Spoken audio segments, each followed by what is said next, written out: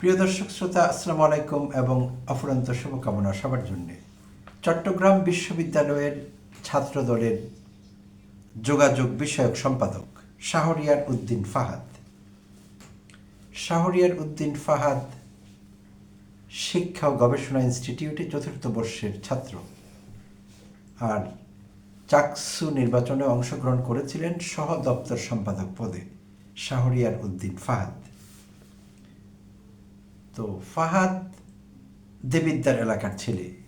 কুমিল্লা ৪ যে আসনটি আছে, হাসনাত আবদুল্লার শাপলাকলির এনসিপির দক্ষিণাঞ্চলের মুখ্য সমন্বয়ক এবং জাতীয় সংসদ সদস্য হাসনাত আবদুল্লার এলাকার ছেলে।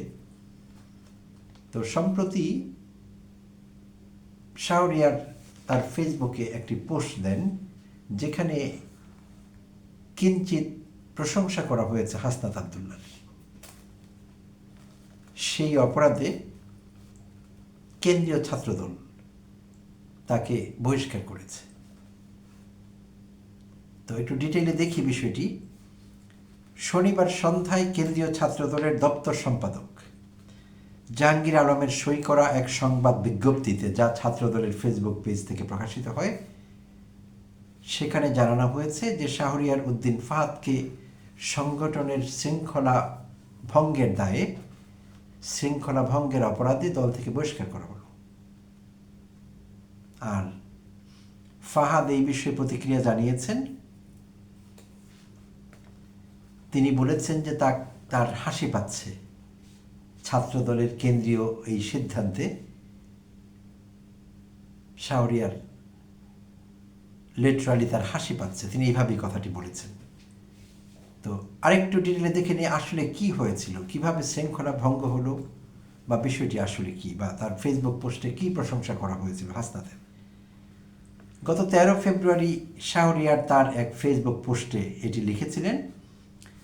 তার বক্তব্যটি ছিল, দলমত যাই হোক, এটি অস্বীকার করার সুযোগ নেই যে দেবিদ্দারের ছেলেরা এখন হাসনাত হতে চায়।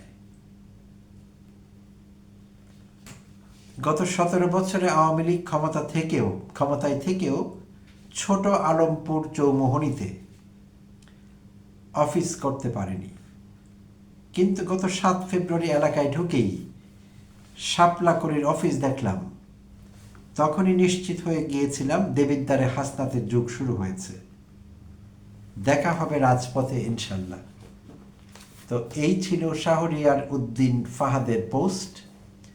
আর এই পোস্টের কারণে এটি তার অপরাধ ছিল, দলের শৃঙ্খলা ভঙ্গ করেছেন তিনি এই বলে, বা এই অভিযোগ এনে তাকে দল থেকে বহিষ্কার করা হয়, যা ছাত্রদলের ফেসবুক পেজ থেকে কনফার্ম করা হয়েছে। তো প্রিয় দর্শক শ্রোতা, এটি একটি সামান্য খবর মনে হতে পারে আপাত দৃষ্টিতে, যে এটি নিয়ে এপিসোড করবার কি আছে বা কথা বলার কি আছে। আপাত দৃষ্টিতে তুচ্ছ বিষয়টি, কিন্তু আসলে কি তাই?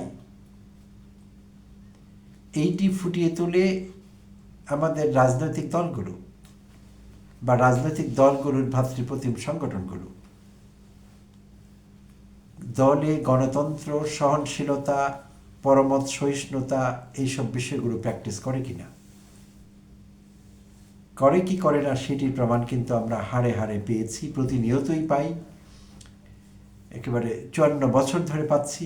রাজনৈতিক দলগুলোর ভিতরে অভ্যন্তরীণ গণতান্ত্রিক চর্চা, পরমত সহিষ্ণুতা, ভিন্ন মত সহ্য করবার ক্ষমতা কিংবা উদারতা কতটুকু আছে সেটি আমরা কিন্তু জানি। তাই নতুন করে আর সেই বিষয়ে বলবার আসলে কিছু নেই। কিন্তু অন্তত এখন এটি তো বিএনপির অঙ্গ সংগঠন, ছাত্র সংগঠন। তো ছাত্ররা বয়সে তরুণ, তারা এই সময়ের সন্তান, জুলাই অভ্যুত্থানকারী, তারা জুলাই যোদ্ধা। তো তারা তো অন্তত অপেক্ষাকৃত বেশি গণতান্ত্রিক হবে, তাদের মধ্যে পরমত সহিষ্ণুতা একটু বেশি থাকবে,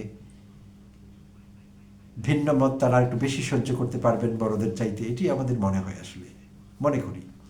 কিন্তু তাই কি দেখলাম? তো এমন একটি সিদ্ধান্তের নিন্দা জানাবার ভাষা আমার জানা নেই।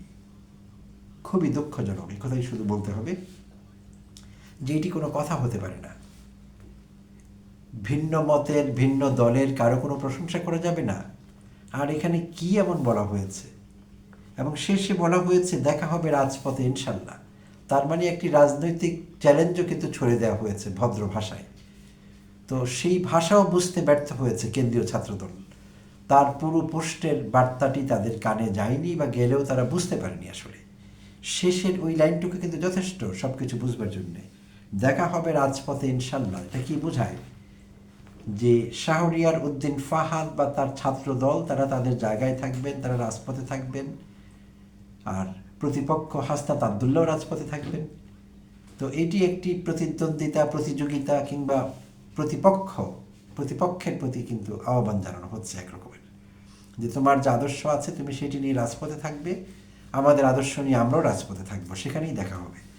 তো এখানে আপাত দৃষ্টিতে কিছু প্রশংসাসূচক কথা থাকলেও এটি আগাগোড়াই যে প্রশংসা সে কথা বলা যায় না। আর যদি প্রশংসা হয়েও থাকে, তাতে করে কি এরকম হতে পারে ইন্টারনালি তাকে হয়তো শোকজ করা যেতে পারত, কিংবা শোকজ না করে তাকে অ্যালার্ট করা যেত আনঅফিশিয়ালি। সেটি কি যথেষ্ট ছিল না? যদি তারা মনে করত যে অন্যের প্রশংসা করা পাপ, এইভাবে সরাসরি তাকে বহিষ্কার করা এবং ফেসবুক পেজে সেটি শেয়ার করা, কি বার্তা দিল এটি ছাত্রদল সম্পর্কে? বিপজ্জনক। ছাত্রদল এরকম আদর্শ নিয়ে চলতে থাকলে জয় বাংলা হতে বেশি সময় লাগবে না। আর আরেকটি বিষয় নিয়ে কথা বলবো। থাম্বনেইলে আরেকজনের ছবি আপনারা নিশ্চয়ই আইডেন্টিফাই করেছেন। সদ্য বিদায় নেওয়া উপদেষ্টা, অন্তর্বর্তীকালীন সরকারের সাবেক উপদেষ্টা আদিলুর রহমান খান। আদিলুর রহমান খানকে শুধু আমরা উপদেষ্টা হিসেবে চিনি না, তিনি মানবাধিকার সংস্থা অধিকারের সম্পাদক। তাকে আমরা অনেক বছর থেকে চিনি। প্রিয় দর্শক শ্রোতা, নিশ্চয়ই আপনারা আমার সঙ্গে একমত হবেন। শেখ হাসিনা আমলে তিনি কিন্তু নির্যাতিত হয়েছিলেন বেশ ভালো রকমে, অনেক শোষণ, নির্যাতন উনি সহ্য করেছেন। তো শাপলা চত্বর নিয়ে তিনি রিপোর্ট করেছিলেন। তো তার সেই রিপোর্টকে কেন্দ্র করে হাসিনা সরকার তাকে যথেষ্ট টর্চার করেছে, জেলেও দিয়েছিল তাকে। তো সে আদিলুর রহমান খান একজন সজ্জন ব্যক্তি। তো এখন অন্তর্বর্তীকালীন সরকার ক্ষমতায় নেই, বিএনপি সরকার গঠন করেছে, নতুন সরকার এসেছে। উপদেষ্টারা যার যার মতো যার যেখানে কর্মস্থল তারা চলে গেছেন। তো আদিলুর রহমান খান আজ সোমবার, আজ বলা ঠিক হবে না, আমি যখন রেকর্ড করছি তখন অলরেডি মঙ্গলবার শুরু হয়ে গেছে, সোমবার তিনি গেলেন ঢাকা এয়ারপোর্টে। উদ্দেশ্য নেপালে যাবেন। নেপালের জাতীয় সংসদ নির্বাচনে তিনি একজন আন্তর্জাতিক পর্যবেক্ষক হিসেবে উপস্থিত থাকবেন, এই উদ্দেশ্যে এয়ারপোর্টে গেলেন। সেখানে তাকে দীর্ঘ সময় আটকে রেখে নানা রকম প্রশ্ন করা হলো, বিব্রতকর প্রশ্ন করা হলো দীর্ঘ সময় ধরে। আর সেই প্রশ্ন করলেন এসবির পুলিশ সুপার, সেখানকার এয়ারপোর্টে কর্মরত পুলিশ সুপার। এবং এক পর্যায়ে এসবির পক্ষ থেকে তাদের ঊর্ধ্বতন কর্তৃপক্ষের সঙ্গেও যোগাযোগ করা হলো। শেষে উপর থেকে গ্রিন সিগন্যাল আসলে আদিলুর রহমান খানকে ছেড়ে দেওয়া হয় আর তিনি নেপাল যান। তো নিশ্চয়ই তিনি কোনো মাধ্যমে সেটি শেয়ার করেছেন। আমার দেশ পত্রিকা এটি রিপোর্ট করেছে যে শেখ হাসিনা আমলের মতো আবার সদ্য বিদায় নেওয়া একজন উপদেষ্টাকে এইভাবে হেনস্থা করা হলো এয়ারপোর্টে। শেখ হাসিনা আমলের মতো এভাবে বলা হয়েছে। আমাদের মনে আছে শেখ হাসিনা আমলের কাগজপত্র পরীক্ষা নিরীক্ষা করবার কথা বলে বহু লোককে, ভিন্ন মতের বিরোধী দলের বিদেশ সফর করতে দেওয়া হয়নি, সেগুলো আমরা ভুলিনি। কিন্তু এখনও সেটি চলবে। সেই এসবির পুলিশ সুপার কী করে ভাবলেন যে আদিলুর রহমানের মতো একজন লোককে এয়ারপোর্টে আটকে দেবেন, তিনি নানা প্রশ্ন করবেন। তো উপদেষ্টাদের কারোর বিরুদ্ধে যদি কোনো অভিযোগ থাকে তাহলে আগে থেকেই এয়ারপোর্টে রেড অ্যালার্ট থাকবে, নিষেধাজ্ঞা থাকবে, সেইটির বার্তা তাদের কাছে আগে থেকেই থাকবে। কিন্তু এরকম কিছুই তাদের কাছে ছিল না, কারণ আদিলুর রহমান খান এমন কিছু করেনি যে তাদের কাছে রেড অ্যালার্ট তার বিষয়ে থাকতে পারে। তাহলে এতটা ক্রিয়েটিভ হবার এয়ারপোর্টে যে এসবি বা তার পুলিশ সুপার, এতটা সৃজনশীল তার কি না হলে হতো না? তাকে নানা রকম প্রশ্ন করে দীর্ঘ সময় তাকে বসিয়ে রাখা হয়েছে কেন? এইটি এক ধরনের অসভ্যতা। কেন্দ্রীয় ছাত্রদল যা করেছে সেটিও অসভ্যতা। এবং আদিলুর রহমান খানকে এয়ারপোর্টে আটকে রেখে নানা রকম প্রশ্ন করা, বিলম্ব করা, টালবাহানা করা এবং শেষে উপরে যোগাযোগ করে তারপর তাকে যেতে দেওয়া, তো এইটি অসভ্যতার পর্যায়ে পড়ে। এইটির নিন্দা করবার ভাষা আমাদের জানা নেই। অন্তর্বর্তীকালীন সরকার কোনো বিদেশি কেউ ছিল না, এই দেশেরই লোক তারা, আমরাই সরকার গঠন করেছিলাম, উপদেষ্টারা এখানকারই, এই আলো হাওয়ার মানুষ তারা। সো তাদের বিরুদ্ধে তেমন অভিযোগ নেই। মুখে মুখে অনেকে অনেক কথা বলি আমরা, গুজব, রুমার, নানা রকম কিছু ছড়াই, কিন্তু এরকম কিছু না। আর যদি থাকে তাহলে সেটির বার্তা আগাম তাদের কাছে পৌঁছে যাবে, তখন ব্যবস্থা নিলে কেউ কিছু বলবে না। কিন্তু এইভাবে আন্দাজ করে, সৃজনশীলতা নিজের ব্যবহার করে কাকে খুশি করবার জন্যে? কোন মহলকে খুশি করবার জন্যে এসপি স্পেশাল ব্রাঞ্চ এই কাজ করলেন? এই বিষয়টি সরকারের উচ্চ পর্যায়ের খতিয়ে দেখা দরকার। না হলে ভবিষ্যতে এরা আরও এরকম বিতর্কিত কাজ করবে এবং সরকারকে বিতর্কিত করবে। আমি বিশ্বাস করি না বিএনপির কেউ শিখিয়ে দিয়েছে যে একজন উপদেষ্টা যাওয়ার সময় তাকে ধরে রাখো, প্রশ্ন করো, ঝামেলা করো, হেনস্থা করো। এরকম হয়নি বিষয়টি। এটি সেই কর্মকর্তা স্বপ্রণোদিত হয়েই করেছেন, ক্রিয়েটিভিটি প্রমাণ করবার চেষ্টা করেছেন নিজের, কিংবা বিএনপির দৃষ্টি আকর্ষণ করবার চেষ্টা করেছেন ভালো পোস্টিংয়ের জন্য। এর বাইরে আমরা এর অর্থ কিছুই করতে পারি না। এটি চূড়ান্ত অসভ্যতা।